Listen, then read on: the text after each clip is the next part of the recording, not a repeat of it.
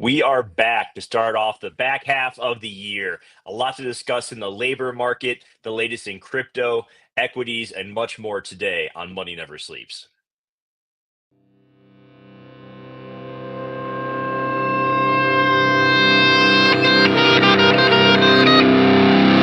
Money Never!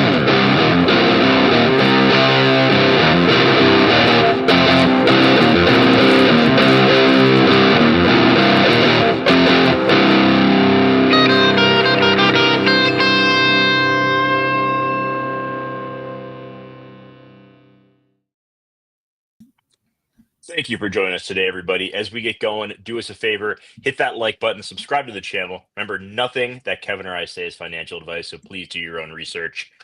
And yeah, Kev, we have a lot to discuss today. The job market looks like absolute shit at the moment. We'll get more data on that tomorrow. We have another trade deal that the U.S. has reached that has led tech higher. We're seeing a bounce back in crypto after a pullback the last few days. Maybe seeing some resistance being broken by Bitcoin, by Fartcoin. I made a fairly good sized bet in the crypto market today as well. We can discuss if we want, but how are you feeling today ahead of the July 4th holiday? 1 day left in the trading week as we are in the depths of summer. Yeah, I mean, I feel pretty good. Let's put it this way. I'm risk on at the moment. I feel that confident given what's happened in the market so far. Also, what hasn't happened in the market so far tells me, again, there's a lot of things, and we'll talk about them today, that are macro bad, like not good for our portfolios. But I think that there's a lot of things out there that kind of show that still got a little bit of time left to make some money. Also, some opportunities in places that people are probably not even thinking of. One of them, obviously, being meme coins and meme stocks, because, those are the last ones to see all the money rotate into. So I still believe that that is a play for some people, but I feel pretty good going into this weekend. Like I said, we have a window of volatility that has been breached. Nothing crazy has happened. Therefore, I don't think we aren't going to see anything until probably 2-3 months down the line in terms of volatility. So once again, summer volatility, just quelling everything. It allows the computers to trade higher. And going into this weekend, even giving off all the data that we got this week, it's just nothing. It's very boring. Yeah, we did see some data this morning in the job market. Yesterday, we also saw job openings come in higher than expected. We saw private sector hiring, though, come at a loss. So there's expected to add 100,000 jobs in the private sector. Instead, 33,000 were lost. So job market starting to show some cracks there. So maybe some of these white collar job people are gonna have to start taking some blue collar jobs. If you got that computer science degree, you may need to start digging some ditches or something. I don't really know, but we'll get the unemployment number tomorrow, non-farm payroll, the unemployment rate, hourly wages, all that stuff. That is going to definitely impact the markets. Where else? I mentioned the tariff agreement with Vietnam, and that is pushing tech higher. I don't know. We'll see how that really plays out. Like we've gotten so many deals from Trump's side, but have we gotten anything in fucking pen and paper? Like, have any of these countries agreed? Like, oh yeah, we actually did sign this deal. China still looks like 40% for those tariffs. So I think that we're still getting this administration just blowing. I mean, not the type of hot air that we like, just hot air into the market, and it's just like, oh look, the stock market's going up. Look how great we're. Again, it's almost the same thing as Biden, the touting the stock market while the true economy is failing underneath it.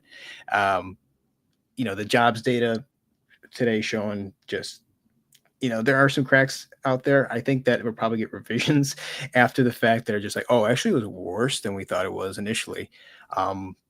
This administration is just it's really fun to watch this play out, and then in a few months, just seeing that this is no different than Biden's revisions that we got for the past 4 years, pretty much. I think we should start today by actually looking at the dollar. Sure. It's just in such bad shape. Like I measured from inauguration day until now, the dollar is down 11.5% in under 6 months. That is, I don't think that's great. Maybe I'm wrong, but Not it good. looks real shitty. And I think a weak dollar is not where this administration wants us to be right now. Yeah, the currencies are acting very strange, right? I said that as the dollar, and again, we called this on the show probably 2 months ago. We said that the dollar was probably going to go to that 96 level. It's right at it right now. So pat ourselves on the back there. But why this is important and why this is important going into the summer, because when was the last time that the dollar started to weaken really bad, right? That would have been, I mean, prior to this, it was August of 2024. What happened in August of 2024? Japanese yen carry trade, right? Um, the interesting thing is, too, we're looking at the dollar here. Let's look over to the euro. This is a weird chart. This is the monthly, right? We're looking at the euro here, though. Let's go to I think it's the weekly or the daily. I can't remember which one I saw earlier. Yeah, it's this chart here. See if I can get it. You're above this level of resistance, but the euro once again is extremely overextended. You can see the MACD and the weekly stochastic RSI. If you look at this on the daily, I'm sure those two are also, yep, in the same position. So I think that there's a good chance that we see some currency fluctuations here ahead of Q3, Q4 end, probably like late August, early September. We start to see a lot of these things kind of switch, and that could absolutely flip the narrative of the dollar 100%. Right? If the yen gets too strong against the dollar, and the dollar has to bounce back because there is some selling off of U.S. equities. That's the whole carry trade unwinds. You're going to probably see the dollar rally hard as shit going into Q1 of 2026. And if that's the case, you're probably going to see the yen and the what do you call it, the euro, absolutely flip. We do have another thing that's very concerning, and it's actually some ties into what Trump tweeted. I think it was 2 days ago, right after we did our show. It was the central bank rates for global banks, and the number one and number three spots were Japan and Switzerland. Well, we do know that Switzerland's pretty much on thin ice right now, right?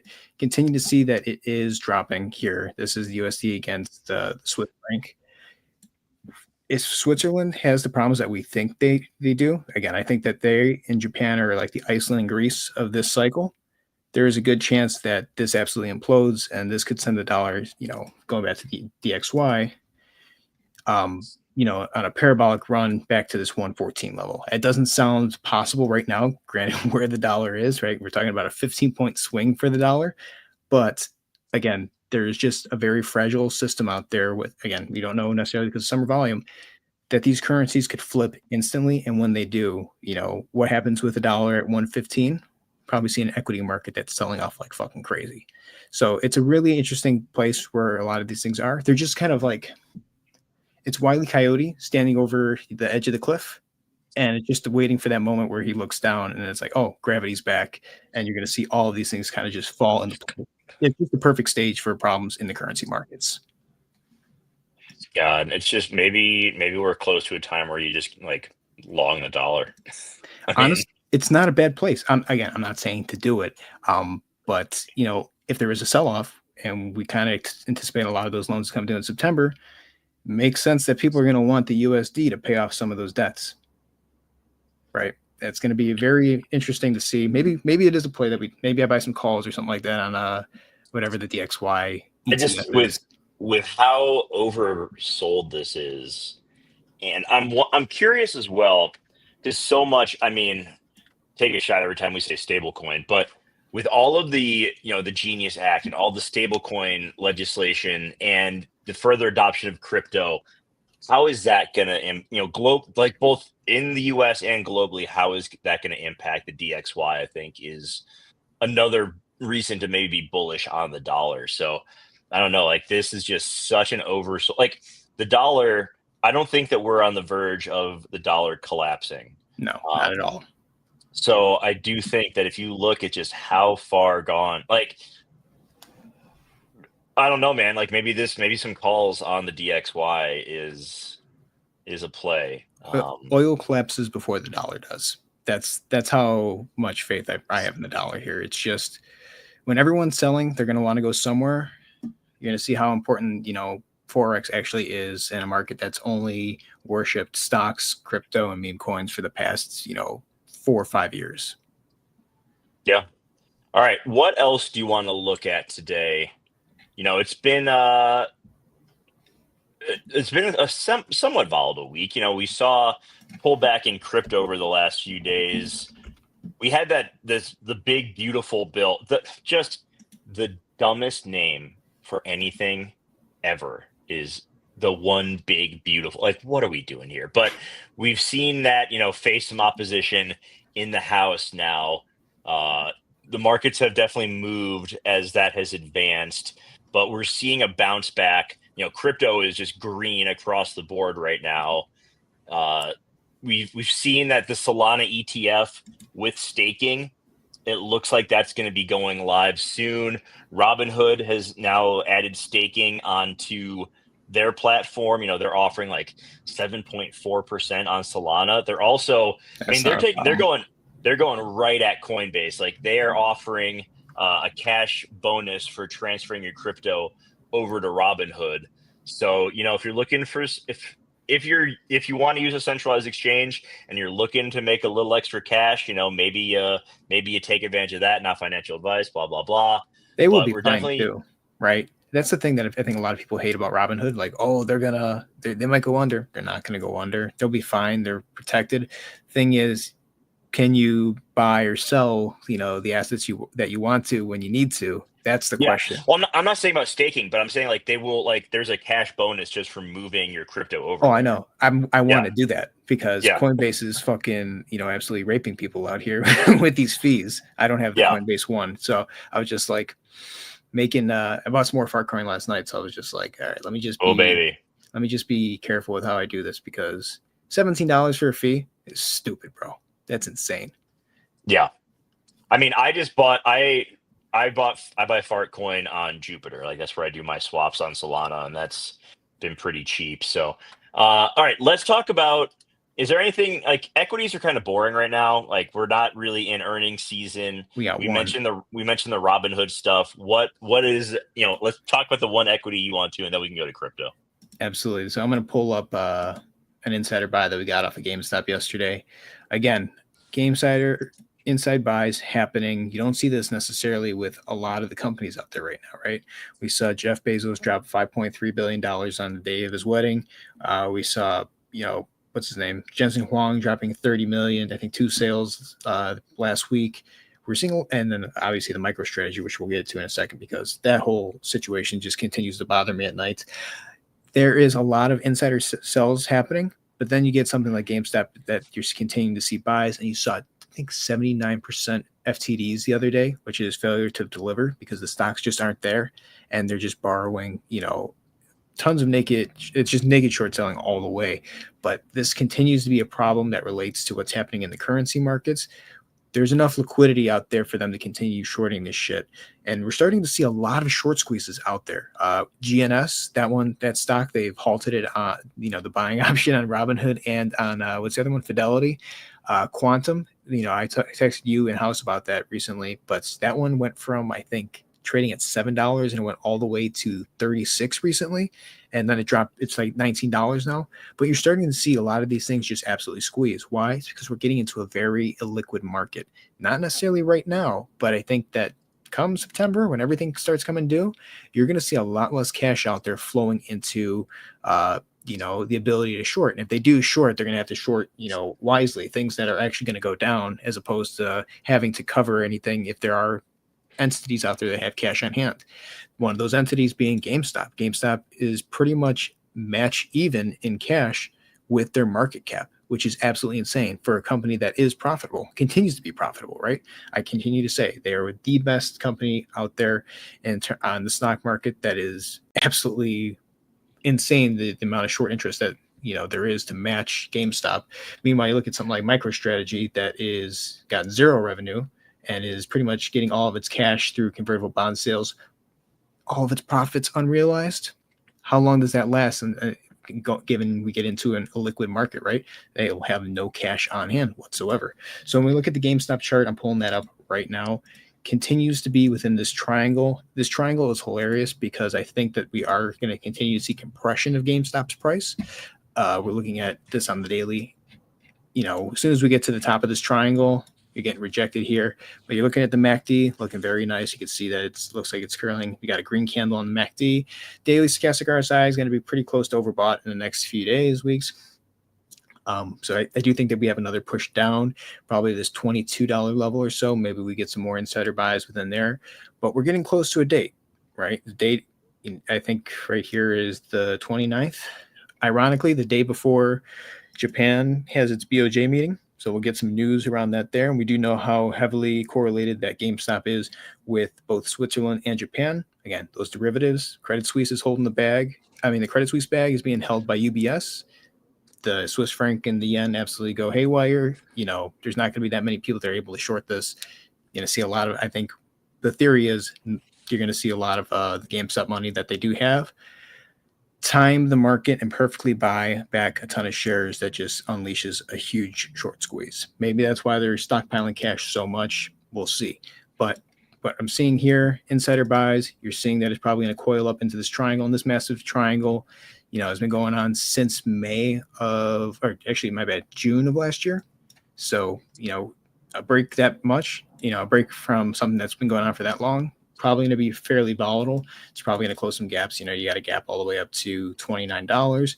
You also got some, you're probably going to break out of this little neckline here at 35. So, looking at $40 a share for GameStop in a squeeze, not terrible given where it is right now. Do I think it can go more? I think that once it does get above a certain level, it's just going to be, very similar to 2021. So that's 2020, 2021 in that range. So that's something we're going to continue to watch. Nothing yet. I think we're going to continue just algo trading within this range for a few more weeks, and then we'll come back at the end of July, beginning of August, and see what happens with Japan. Outside of that, again, let's just look at MicroStrategy one more time. We can go over to crypto from there. This thing concerns me. Again, no revenue really. What product does MicroStrategy offer? Or I'm sorry, strategy offer? No one necessarily knows anymore, right? They buy Bitcoin. And if that's your whole thing and you're not selling any of your Bitcoin because your CEO is, or not even the CEO anymore, I don't know, think if he is or not. But Michael Saylor's he's just a dude that fucking wears Bitcoin merch. Well, speaking of which, when I saw him speak in Miami, this dude was selling merch on the side of the tent, like Bitcoin merch. Like it's just like I can't speak. I sound like fucking Porky Pig. I know, just caught me. The B Bitcoin neckline thing that he has, it's like he wears it all the time. I think it's the only shirt he has. He's wearing it, and people are buying it on the side of this tent. And these are like people in finance that are just like, oh yeah, Bitcoin's going to the moon. I was like, I don't know, guys. A week later, obviously, the Liberation Day kills the market. But my point is, you have to have revenue to have cash on hand to support buybacks. I don't know if these guys can support that. And if they can't get the money for the convertible bonds to push Bitcoin's price higher, then what happens? If they get liquidated, they have to sell off their Bitcoin shares. Then obviously MicroStrategy's price is correlated to that. So having cash on hand is the absolute best thing you can possibly do. Right now, Bitcoin pushing up higher from here.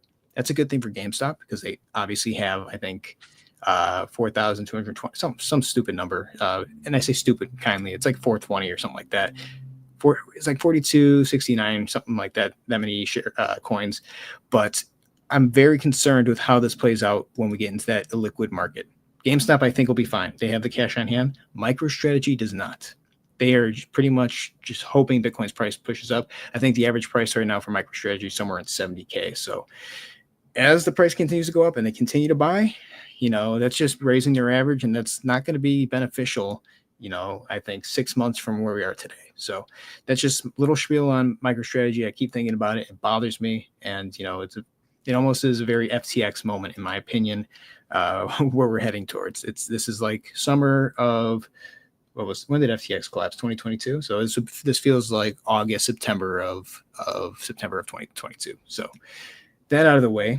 What else should we talk about? Let's go Bitcoin as well as Bitcoin dominance. And then with that, I want to look at the altcoin market, because I do think that, people have been calling for an alt season for a while. I was not buying it. I'm starting to believe that it might be here. So absolutely. Let's look at Bitcoin dominance, and how Bitcoin dominance is going to impact alt season 2025. Absolutely. We're in a very fun place right now for Bitcoin. I'm still against the idea of Bitcoin pushing higher. And what I mean by Bitcoin pushing higher, I mean like staying higher for longer, right? I'm talking about like 120, 130, those price ranges. I think that's absolutely absurd. I do think, however, we can get, a few days or a few wicks up to the 115 level, right? There's always these like little blow off tops that happen right at the end before markets absolutely reverse. And the reason I think Bitcoin is so strong right now is obviously because of Bitcoin's dominance. It's absolutely insane. So I think what we're looking at here, at 1095 or above the parabolic resistance, I think it's very possible we could push up to that 115 level. How long we stay there, who knows? But that's a really euphoric way to get people back into the market. Obviously, it's also beneficial for MicroStrategy for how long they could sustain that. But it also allows a lot of money to take profit a lot higher. And by doing so, they could potentially rotate some of that capital into alts, right? Looking at Bitcoin dominance, we're down barely anything today. You can see that it is getting to a point where it could push up again based off the stochastic RSI, or if we look at something like, say, the 3-day, maybe we have a little bit of a push down from here in, say, I don't know, 2-3 weeks. It's very possible. And I don't know how long an alt season can last, right? Alt season can last a month. It can last, 2 months. It can last 3 months. I mean, we could be here in November and, everything's at all-time highs in the alt market. It really depends on when Bitcoin dominance decides to give in. And once it does, I think that that's going to offer tons of opportunities for a lot of these things, these alts. Very similar to how I think once we get into this point in the summer where a lot of TradFi is pretty much topped, as money comes out of those and goes into other things, very quickly you're going to start seeing a lot of these short squeezes. We're already seeing it with, like I said, GNS, with Quantum, all those biotech companies. So this is what I kind of assume is probably going to happen for crypto. So looking at Bitcoin dominance, yes, it's very high. It's at 65. I remember when we were talking about it getting to, when it was at 57. So it's climbed considerably. And you haven't necessarily seen alts move up too much. This entire time, we've gotten so much Bitcoin hype. You have not seen the alts move one bit. Let's go to total 3. I think though, if we're looking at Bitcoin dominance, if you look at USDT and USDC dominance, both of those are red and have started to come down. So I do think that we are seeing money move into alts. ETH having a solid day, almost back to 2,600. And once again, all of this could just come crashing back down if Trump tweets the wrong thing or Israel sends another fucking missile. But I do, with the things that are within our realistic view of it, I do think that it's not a bad time to be bullish on some of these alts. No, not at all. And again, this is, if I had to put where we are in terms of the alt market as opposed to talking about MicroStrategy, I think those are two different things, but they are correlated because Bitcoin's price coming down allows some money to open up for some of these alts. And you're also seeing, like you said, some of these alts do pretty well now. What I'm thinking is that we are somewhere heading into the October 2021 scenario for alts. I'm not saying it's all-time highs, but I do think you might see that mania where, things are just popping off here and left and right. I think that's very possible. Or you see just this huge wave of money just kind of being thrown from not just one coin to the next, but all coins start to see a good move up. Like today, everything I saw was up like 6% on average. You're seeing some fluctuation now, but a lot of the alts did move up. Keep getting Coinbase alerts. I didn't have Coinbase on my phone for a year or so because I don't like crypto taxes, pain in the ass. So I didn't buy any crypto. I downloaded to buy some Farcoin. Obviously, I'm getting notifications on Anchor, something I thought died 3-4 years ago, being up like 6% today. So maybe there are those bets. I look at the total 3 chart. I think there is an opportunity for one little push up, and we're currently sitting at 843 billion. What's to say we don't get to 950, close to 1 trillion again in alts? If everything takes off at one time, and granted we have the stochastic RSI on the 3-day coming out of the oversold, but let's look at the weekly. It's right in the middle. It can honestly go either way. The MACD is looking like it's flat, so it's looking for a direction one way or another. that starts to flip green, then obviously I'm a lot more bullish than I necessarily would have been. But again, I don't think we're going to go to all-time highs. We could for yeah, is this the yeah, I guess we did go to all-time highs here in this B wave in December. And I don't know if we'll get that high again. I think that'd be max euphoria. There's a lot of money out there that's want to pay off debt before throw it into some of these alts. But point is, I do think that there's going to be a little bit of money that flows in for alts, and we see some of that in price discovery. Fartcoin, obviously, I'm going to continue to monitor Nice this one. bounce back. Went back down to like just about $1 the other day, yesterday even. That's where I bought it. Nice bounce there. There you go. Good shit, man. Bought it right here. Why? Because I still think it's $1.01. Yeah, literally. So I think my average now is like 95 cents or something like that. But again, I'm not throwing a ton of money into Fartcoin, even though I do have high conviction for it. But if I do have high conviction for it in price discovery, and I do think that we are going to see this squeeze across everything, and people are going to get max euphoria, probably going to see the market cap increase substantially. That's what my theory is, and that's why I don't mind having a couple $1,000s in Fartcoin. As again, my portfolio is absolutely just debauchery. Nothing sane about my portfolio one bit, other than the fact that these are just things that I'm following the debt markets with, and I think there are going to be some of these plays coming into fruition. I think this is still an inverse head and shoulders. I'm waiting for this last shoulder to form, and once we form that, we're probably going back to the neckline, which is 163. You break above that, you're going to have to test 273. If you break above that, you are in absolute parabolic mode. I'm not trying to get everyone excited, not trying to get everyone hot and sweaty right now, but I'm just letting you know, you get above 273, it's price discovery mode. You can use the Fibonacci retracements and say whatever price it is, but when you're in a squeeze, hot air is going to fucking rise. The sky's the limit. And I'm not even I need Robinhood to just fucking list Fartcoin. Like, please. Just list the goddamn coin. Okay, you're missing out on millions in fees. Like, what are you doing, Vlad? I would love for that to happen because I would take advantage of that cash bonus. And then I just keep everything on there and I just take those profits and throw it right into oil at the bottom. That's the play. Fartcoin into gas. I think that's a really good play for the next year or so. But yeah, I'm waiting for this to break. It's probably going to break at some point. Again, middle of July, towards the end of July, looks like there's going to be some moves in the markets. I think that's where a lot of fuckery is going to happen. And that's good and bad. But it's just a matter of if something does break, how fast is the U.S. willing to quell the fears of, a liquidity shortage? And if they are, and things start selling off in Bitcoin, start going into these other ones. Same thing with out of Apple, out of Nvidia into GameStop. We're in very dangerous territory, and it could get wild very fast, which is how I expect things to play out before everything absolutely collapses. So that's my thesis on Fartcoin, the alt markets. I got nothing else outside of that. That's it for me too, man. I mean, we got a big, beautiful spending bill that passed. Who's surprised by that? Nobody. We all knew it was going to get passed, right? Again, it's just these things do happen before we get big moves in the market.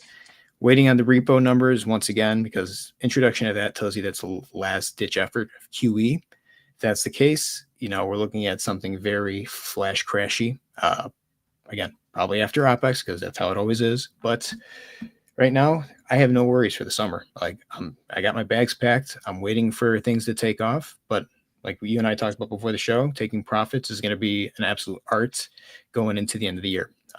Not getting greedy, because I think this is going to be a very hectic time. And if you are inexperienced, you're probably going to be very sad, a week after it hits all-time highs. It's very possible. Yeah, if this is your first cycle, or you're like still maybe like early second cycle, if you're taking screenshots, take profit. Like that is the easiest rule of thumb. Like if you're texting your friends or family about, hey, oh my God, look how much I'm up on this, that is a time to take profit. Like do not round trip, do not get left holding the bag, especially on meme coins. Like there's plenty of stuff out there that I think has validity for years to come. One, I guess I'll mention real quick, the buy I made this week is Syrup, the coin for Maple Financial.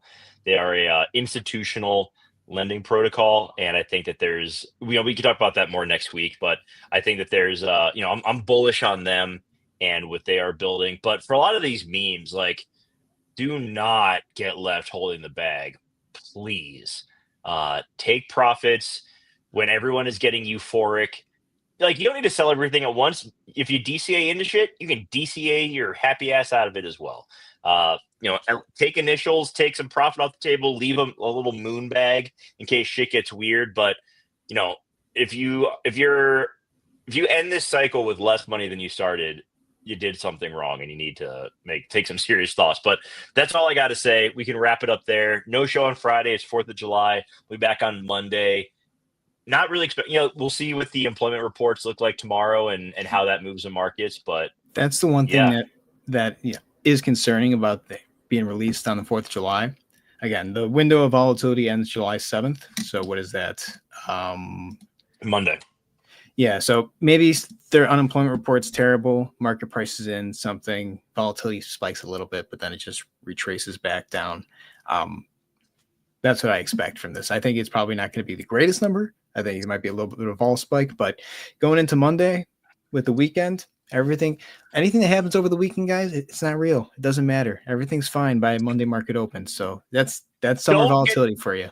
Don't get shaken out on a low volume holiday weekend, for the love of God. Like if you get liquidated on the holiday weekend, just hang it up. Okay. Just hang it up. Stop playing with leverage. Okay. That's going to do it for today. Appreciate everyone who joined us. If you haven't yet, like, subscribe, comment, share us out if you feel so inclined. We'll be back on Monday. Have an awesome July 4th, everyone. If you're in the States, happy Canada yesterday. If you're our friends up north, but stay safe out there. Don't drink and drive. Don't blow off any fingers with fireworks.